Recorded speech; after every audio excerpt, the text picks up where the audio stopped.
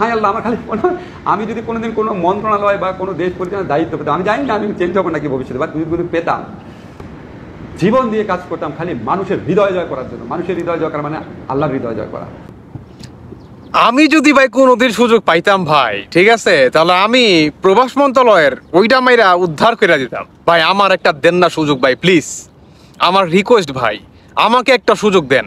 আমি এই সুযোগটার ভাই অপেক্ষায় আছি, কারণ আমি যদি প্রবাস মন্ত্রণালয় সুযোগ পাই রে ভাই, আমি প্রবাসীদের কপাল উদ্ধার করে ফেলবো। সত্যি কথা বলতেছি, একটা প্রবাসীও মনে করেন জীবন কোনোদিন হয়রানি হবে না, এবং প্রবাসীদের পেনশন কিভাবে আদায় করতে হয় সেটাও আমি মনে করেন দেখিয়ে দিব। ভাই একটা সুযোগ দিবেন ভাই, একটা সুযোগ দেন না ভাই, একটা সুযোগ ভাই, একটা সুযোগই তো চাইছি ভাই, আর তো কিছু চাই নাই ভাই, আপনাদের কাছে একটা সুযোগই চাইছি ভাই, দেন না ভাই। এমন করেন কে? কত মানুষের তো কত সুযোগ দিলেন ভাই, আমাকে একটা সুযোগ দেন। আমি প্রবাসীদের এই কিসমত উদ্ধার করে ফেলবো ভাই। খালি মানুষের দোয়া নিব ভাই, চারদিকে শুধু দোয়া আর দোয়া। এত দোয়া ভাই রাখুম কোথায় আমি? আমাকে দেন না ভাই। কিভাবে তেল মারতে হয় এবং কিভাবে আপনাদেরকে উদ্ধার করতে হয় সেটা আমি খুব ভালো করে জানি। আসলে তেল বাজ কাকে বলে এবং কত প্রকার এবং কি কি, সেটা যদি এই আসিফ নজরুলকে না দেখা যেত তাহলে আমার মনে হয় ভাই আমরা বুঝতে পারতাম না যে তেল বাস আসলে কাকে বলে। প্রকৃত যে তেল বাস, এই তেল বাসটা আসলে কি। দেখেন, এর সাথে মানে আসিফ নজরুলের সাথে আপনার একদম হুবহু মিল জানেন কার আছে? যে নাকি আপনার আওয়ামী লীগটাকে পুরো অর্ধেক মনে করেন বদনাম করে ফেলছে, তিনি হচ্ছে ব্যারিস্টার সুমন। হ্যাঁ, মানে দেখেন তো ভাই এই দুইজনের ভিতরে মিল আছে কিনা? আমি কিন্তু পুরা মিল পাইতাছি ভাই। আমি আমার গরু বেচা দেবো এই সুনামগঞ্জের মানুষের জন্য, আমি আমার ওই বেচা দেবো, দরকার পড়লে আমি আমার বউরে বেচা দেবো। হ্যাঁ, মানে এই যে যে একটা তেলবাজি কথা, কিভাবে তেল মেরে মনে করেন ক্ষমতায় আসা যায় বা চেয়ার নেওয়া যায়, আমার মনে হয় ভাই এরা খুব ভালো জানতো। আসলে কোনো কালে কি ভাই এর বাপ দাদারা কি ভাই ওই হাট বাজারে কি হকারি করতো নাকি? আমার তো সন্দেহ আছে, কারণ হকাররা কিন্তু খুব ভালো তেল মারতে পারে। দেখেন না, যে গ্রাম অঞ্চলে আসে, ওই আফা এইটা লন, বাইচা লন, এইটা লন, সেইটা লন, একেবারে হস্তা ভৈরা দিমু, হ্যাঁ নিয়ে নেন, উপকৃত হবেন। তো আমাদের প্রবাসীদেরও কিসমত হয়েছে মনে করেন এইরকম, বুঝছেন? এই ব্যারিস্টার সুমন যেমন আপনার তেল মারতে মারতে আওয়ামী লীগটাকে মনে করেন একটা বানায় ফেলাইছে, হাস্যকর বানায় ফেলাইছে। হ্যাঁ, তো এই হচ্ছে আসিফ নজরুল, এর অবস্থা হচ্ছে সেম। মানে ইনার মতো ব্যক্তিরা যদি প্রবাসীদের প্রবাস মন্ত্রণালয়ে হেডকোয়ার্টারে থাকে তাহলে আপনার আমার ওই যে উইডা মারা শেষ, বুঝেন নাই? আমাদের দাবি তো হবে দূরের কথা, তিনি আবার নিয়ে আসছে কি জানেন? নতুন নতুন সিদ্ধান্ত ভাই, শুনেন। তিনি আবার নিয়ে আসছে যে প্রবাসীদের কিভাবে এয়ারপোর্টে আরো ভালোভাবে মনে করেন সুযোগ সুবিধা দেওয়া যায়। ভাই এক ধরনের সুযোগ সুবিধার কত দিবেন রে ভাই? আপনারা সুযোগ সুবিধা চালু করছেন। আরে গত 5 দিন আগের একটা কথা বলি, মালয়েশিয়ান একজন প্রবাসী লাকিস কেটে নিয়ে গেছে, যদিও তাকে বরখাস্ত করছে যে নাকি লাকিস কাটছে, করছে তো। আপনারা যতই আইন চালু করেন না কেন আমাদের এইডও আসে যাবে না, কারণ দিন শেষে আমরা জাতে বাঙালি, আর বাঙালি জাতি যখন নাকি একটা নতুন কানুন হয় সেই কানুনটা শুক্র 8 দিন, হ্যাঁ 8 দিনের 9 দিনের মাথায় লাথি মেরে মনে করেন ভাগাই দিব। এই হচ্ছে অবস্থা। তাই আমরা প্রবাসীরা আর কোনো তাল বাহানা আমরা মনে করেন সহ্য করব না।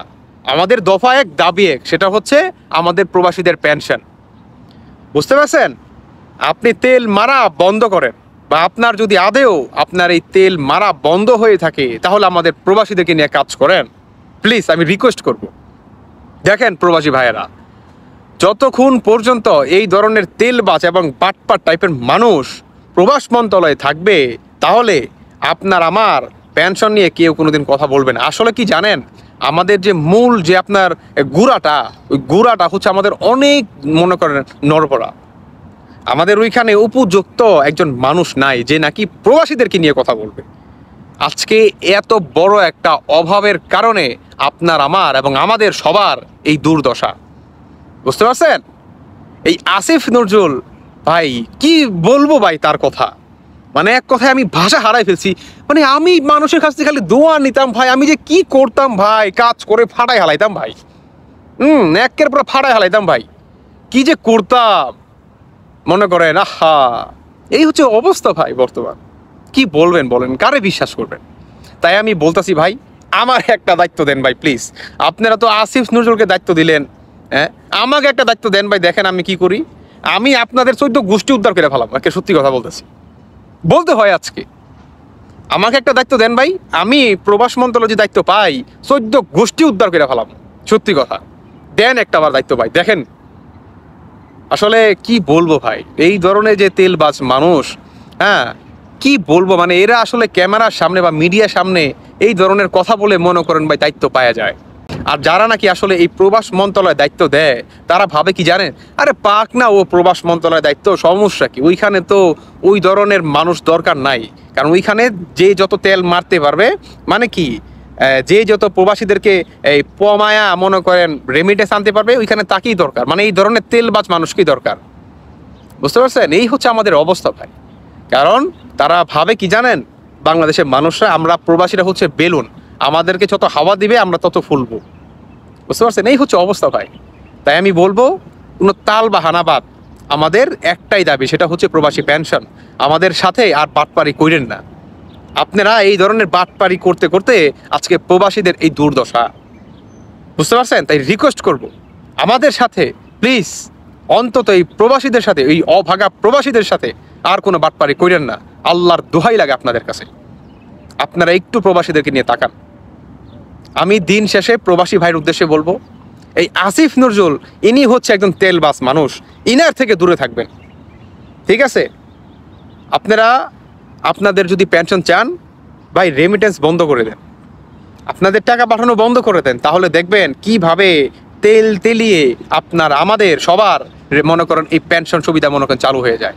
আশা করি সেটা কাজ হয়ে যাবে যদি আমরা একতাপূর্ণতা হতে পারি। ভালো থাকবেন সবাই, আল্লাহ হাফেজ, আসসালামু আলাইকুম।